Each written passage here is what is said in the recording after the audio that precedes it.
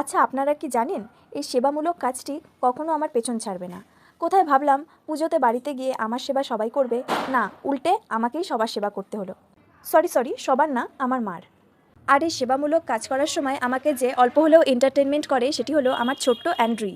এত কষ্ট করে মার জন্য সফট ডায়েট বানালাম, তার 1 চামচ খেয়ে মা আমাকে বিশাল উদ্ধার করলো।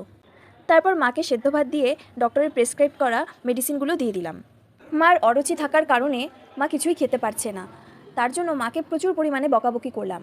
কিন্তু আপনারা কিন্তু এটা কখনোই করবেন না, একজন অসুস্থ রোগীর সাথে বকাবকিটা কিন্তু একদমই করা উচিত নয়, কিন্তু আমি বাধ্য হয়ে করেছি।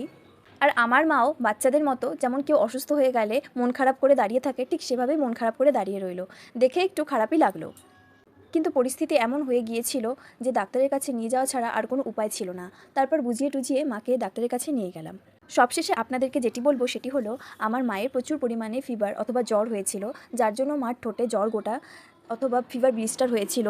সেজন্য মুখে ঘাও হয়ে গিয়েছিল, এমনকি গলাতেও ঘা হয়ে গিয়েছিল, যার জন্য মা কিছু খাওয়া তো দূরের কথা, মা প্রচুর পরিমাণে দুর্বল এবং অসুস্থ হয়ে পড়ে, যার দরুন মার এই অবস্থা। ধন্যবাদ।